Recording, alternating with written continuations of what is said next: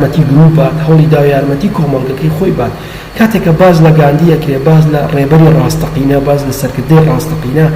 یەتە بەرچاوت بەڵام لە بەرامبەری شا تەماشاکەی کاتێک باز لە هیتلەر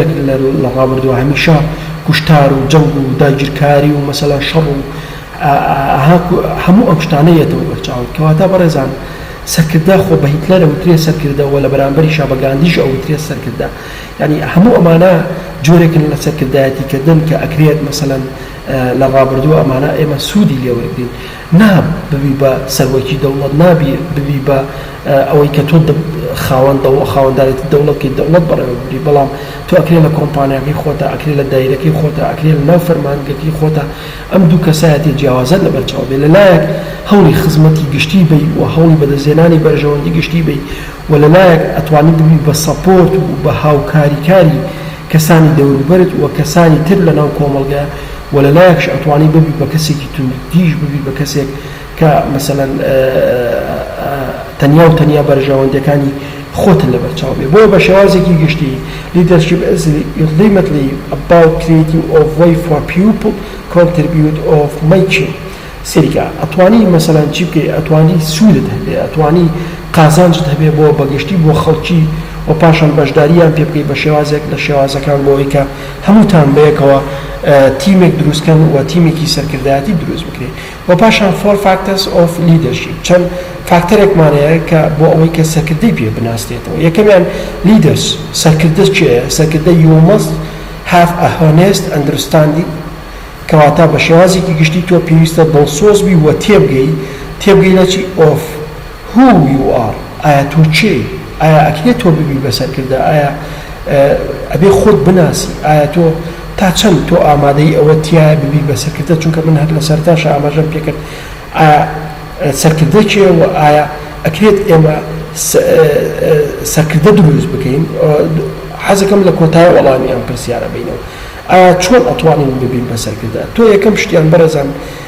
یەکەم شتیان ئەگەر تۆ لە هەر شوێنێکا بیت ئەگەر تۆ تاکە کەسێکیش بیت ئەگەر خەڵکێکی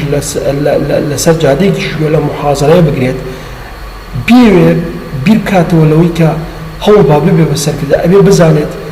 کێیە ئایا خۆی ئەناسێت ئەبێ بزانێت توانای تۆ چییە ئیمکانێتی تۆ چییە ئایا تۆ چێت پێوتری ئایا تۆ چیت ئایا تۆ چۆنی ئایا تۆ هەڵس و کەوت و ڕفتارە چۆنە ئەمانە گرنگە و خەڵێک ترمانەیە what you know ئایا تۆ چی ئەزانیت بەرزان ینی مەبەستمان چیە لە بخاڵە ئایا تا چەند ئاستی زانینی تۆ ئایا تا چەند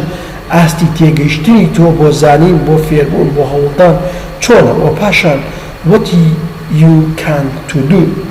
ئایا تۆ ئەتوانی چی بکەیت بەرەزان کەواتە ئەمە سێ فاکتەری زۆر گرنگن بۆ سەرکردەبوون یەکەمیان وتمان ئایا تۆ چی دووەمیان ئەوەیە ئایا تۆ چی ئەزانیت سێمیان ئەوەیە ئایا تۆ ئەتوانی چی بکەیت بەرەزان حەزەکەم یەک معلوماتێکتان پێ بڵێم باراک ئۆباما سەرۆکی پێشووتری ویلایەتە یەکگرتووەکانی کە دوو خول پێش ئێستا سەرۆکی ئەمریکا بوو یەک دروشمێکی هەڵگرتە بوو ئەوش ئەوە بوو we can do it yes we can بەڵێ ئێمە ئەتوانین تۆ تەماشا بکە بەڕێزان ئەمە یەکێک بوو لە گەورەترین دروشمەکان کە لە چەند ساڵی ڕابردووی سیستەمی بەڕێوەبردننی ویلایەتە یەکگرتووەکانی ئەمریکا کە گەورەترین دەوڵەتە لە دنیاە تەماشا بکەن یەکێک لە دروشمەکان کە ئێستاش ماوەتەوە لە دوای 8 ساڵ لە دوای 10 ساڵ نزیکی 10 ساڵە تەماشاکەی ئەمە ماوەتەوە ئەڵێ یەزویکان بەڵێ ئێمە ئەتوانین بەرەزان ئەمە وشەیەکی زۆر گرنگە ئەبێ تۆ بزانیت ئەتوانی چی بکەی ئەبێ بزانی تۆ ئەتوانی چی لەبارە ئایا ئەتوانی چۆن کارێک لەسەر شانی تۆی و ئەنجامی بدەیت بۆیە ئەنجامدان یاخود کردن بە دروشمی ئەم وشەیە یەزویکان یاخود ویکان دووت ئێمە ئەتوانین ئەوە بکەین ئەمە یەکێکە لەو کارانەی کە وان لە تۆ ئەکات کە ڕاستەوخۆ ببی بە سەرکردە ڕاستەوخۆ هەستی سەرکردایەتیکردن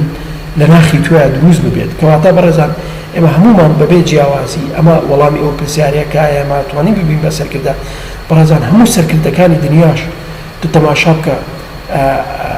ئەگەر زۆر لیان بگۆڵیتەوە ئەسڵ و ناخیان چییە تەماشا بکە ئەم سێ چوار خاڵەیە کە هەر ئەمانەیە یعنی تۆ ئەگەر تەماشای سەرۆکی دەوڵەتێ بکەی تەماشا بکە ئەتوانێت کۆمەڵە کار ئەنجام بات و پاشان ئەگەر تۆ تەماشا بکە what you know ئایا تۆ چی ئەزانی تۆ تەماشا بکە سەرۆکی دەوڵەت کۆمەڵێک معلوماتیە چ لە مەجالی مخابراتیات بێت چ لە مەجالی دانانی استراتیژ و میکانیزمی گونجاوە بێت بۆ بەڕێوەبردنی دەوڵەت بۆ بەڕێوەبردنی ئابووری بۆ بەڕێوەبردنی ژیانی کۆمەلگای مرۆڤایەتی بۆ بەڕێوەبردنی سەرچاوە مرۆیی و دارایی و دەستکردەکان کە لە ناو دەوڵەتایە بۆیە سەرۆکی دەوڵەت ئەم کۆمەڵە فاکتەرانە ئەزانێەوە پاشان و ئەشزانێ خۆی چێ ئەمانە خاڵی زۆر گرنگن و پاشان لە کۆتایە چی بەدەستێنێ سەکسیسفڵ کەواتە لە کۆتایە ئەتوانێت سەرکەوتن بەدەست بێنێت چ بۆ خۆی بێوە چ بۆ فۆڵەوەرسەکانی بێت کە لە کۆتایی ئەتوانێت کۆمەڵگەیەکی باش خێزانێکی باش گروپێکی باش بۆ خۆی دروست بکە و پاشان ئەبێت تۆ بزانی فۆڵەوەرسەکانێکی ئەو کەسانی کە شوێنی تۆکەون یاخود ئەتوانین بڵێن ئەو کەسانی کە لەگەڵ تۆیان هاوشانی تۆ لە تیمەکەی تۆیان you must know you are people تۆ ئەبێ خەڵکی بزانی و ئەمە یەکێکە لە چیەکان لە فەندەمێنتاڵەکان کە کاتێکە starting point is having a good understanding of human nature ئەبێ بەڕێزان تۆ لە چی بزانی تۆ لە سروشتی خەڵکەکە تێبگەی بە شێوازێکی گشتی ئەبێ تۆ تێبگەی لە چواردەوری تۆ لە کەسەکانت بەڕێزان باوەک شتێک تا پێ بڵێ ئەمە زۆر گرنگە هەرگیز ئەو هەرگیز داواکاری خەڵکی و داواکاری هاوڕەکانی تۆ یەکسان نین بە یەکتری داواکاری خێزانەکەی تۆ یەکسان نییە بە داواکاری دایکی تۆ داواکاری دایکت یەکسان نییە بە داواکاری خێزانت داواکاری هاوڕێیەکەت یەکسان نییە بە داواکاری هاوڕێیەکەت تۆ لەم ڕێکخراوەیە شەکی داواکاری ئەم ڕێکخراوە یەکسان نییە بە مەسەڵەن کۆمپانیا بۆیە گرنگترین فاکتەر چییە کە تۆ ئەبێ لە خەڵکی تێبگەی ئەبێت تۆ لە نیازەکانی خەڵکی تێبگەی ئەبێت تۆ لە مەرامەکانی خەڵکی و لە چیتر such as a need تۆ ئەبێ لە پێویستیەکانی خەڵکی تێبگەی ئەو کاتە تۆ ئەتوانی ببی بەسەرکردەیەکی پاشان emotion and motivation کە پاشان چی لەیەکەوێتە تۆ داهێنان و پێشکەوتنی لەیەکەوێت و خەڵێکی ترمانێ بەرەزان کە ئەمیش خۆی بینێتەوە دوو خاڵ communication لەگەڵ situation communication کە ئەمە یەکی کە لە ڕێگەیەوە ئەتوانی چی بکەیت کە لە ڕێگەیەوە ئەتوانیت مەسەلەن بنەمایەک دابنەی بۆ ئەوەی کە تۆ لێوەی پێش بکەوی بۆ ئەوەی کە تۆ لێوەی پێ بگەی وەک is leading ئەتوانی بڵێن communication is the key to success مثلا فاکتەرێکە بۆ سەرکەوتنی تۆ ئەمەش بە چی دروست دەکرێت بە set examples that communicators your people that you would not ask them to performance and anything والحاصل بەڕێزان ئەوەی کە هەیە لێرە لەبەر کۆنتڕۆڵکردنی کاتەکە ئەمە فڵایدەکان تەواوکەم کۆمونیکیشنێکێکە لەو فاکتەرانی کە ئەتوانی تۆ لە ڕێگەی پەیوەندیکردنەوە لەگەڵ خەڵکانی ترە لە ناو دامەزراوەکەتا بێ لە هەر شوێنێکا بێ ئەتوانی بە تێگەشتێک دروست بکەیت لە نێوان تۆ گروپەکەی توە لەگەڵ تۆ خێزانەکەی توە لەگەڵ تۆ کۆمەڵگەکەی توە کە تۆ ئەم پەیوەندیانەت باش بوو لەگەڵ خەڵکەکەی خۆتا کەواتە تۆ ئەکرێ بڕۆی بەرەو سەرکردایەتیکردن ئەکرێ تۆ بڵێ بنەماکانی سەرکردە بوون لە توە بوونی هەیە کەواتە بنیادنانی پەیوەندیەکی باش لەگەڵ چوار دەورەکەی توە هۆکارێکەوە پاشان سیتویشن وی مەست بتوانیت قرار بی و بتوانیت لە بارودۆخەکانەوە لەم بارودۆخە جیاوازانەوە تۆ بتوانیت لە بارودۆخەکان پلان دەبێت استراتیژ دەبێت بەڕێزان تۆ تەماشا بکە بە چێوترێ سەرکردە بۆ زۆر جار ئێمە کاتێکە باش لە سەرکردەی دەوڵەتەکەین ئەبێت سەرکردە کەسێکی ڕۆشار بێ ئەبێت سەرکردە کەسێکی زانا بێ ئەبێت چی هەبێت ئەبێت سیتویشن بارودۆخە جیاوازەکان هەڵبسەنگێنێت کاتێکە بارودۆخێکی لە ناکاو دروست دەبێت کاتێکە ئاگرێکەوێتەوە لە لادەیەکە کاتێکەوە ڕووداوێکی سروشتی ڕوئیات ئەبێتە هۆی نەمانی کارەبا ڕووداوێک دروست دەبێت ئەبێتە هۆی زەرر و زیانگەاندن بە دەوڵەتەکەت ئەبێ سەرۆکی دەوڵەتە مەسەڵەن پلانی بێ استراتیژیە بێ بۆ ئەوەی کە چی بێت بۆ ئەوەی کە وڵاتەکەی لە قەیران ڕزگار بکە بۆ بەڕێوبەرێکش ئەوترێ سەرکردە لە ناو دامەزراوەیەکە کاتێکە ئەم بەڕێوبەرە قەیرانێک بڕووی بازاڕە بێتەوە قەیرانێکی داراییە قەیرانێکی داهاتە ڕوبڕووی بازاڕە بێت ئەبێت استراتیژیە بێ کاتێکە شمەکێکی مەسەلەن خواستی زۆر نابێت لە بازاڕە ئەبێ شمەکی بەدیل بدۆزێتەوە بۆ ئەوەی کە چی بکات بۆ ئەوەی کە بتوانێت سەرنجی خەڵکیت لەسەر کۆمپانیاکەی خۆی ڕابکێش و بەردەوام بێت لە قازانجکردن بۆ بە شێوازێکی گشتی بەڕێزان ئەگە بەلایەنە گشتێکی باسیکەین ئێمە ئەم سێ شێوازەمانەیە لە سەرکردایەتیکردن کە ئەمە گرنگ نییە ئەتوانن ئێوەش ڕەچاوی نەکەن لە کاتی ئیمتیحاناتە بەڕێزان ئەمەش هەر بەشێکە لەوە ئەتوانێت بڵێ هەر بەشێکە لەمە تەواوکەری ئەم لیدەرشیپەیە ئۆتۆکراتیک دیموکراتیک لایزس فایر کەواتە بەڕێزان چەند سیستەمێکمان هەیە لە دنیا بە خێرایەک باسی بکەین. یەکەمیان ئۆتۆکراتی کە ئەمە سیستەمێکی تاکڕەوانەیە کە تەنیا چی ئۆتۆریتیشن لیدرز میک دیسیژن ئەلۆنس، کەواتە یەک کەسە کە تەنیا چی دروستەکە، کە تەنیا دەسەڵات دروستەکە و پاشان هێست تەنیا لە دەسەڵاتی یەک کەسێکە. ئەم لیدەرەیە بە شێوازێکی گشتی کە ئەمانە پێوترێ سەروەکە توند و تیژەکان کە هەرگیز و هەرگیز ناگەڕێتەوە بۆ خەڵکەکەی و هەرگیز و هەرگیز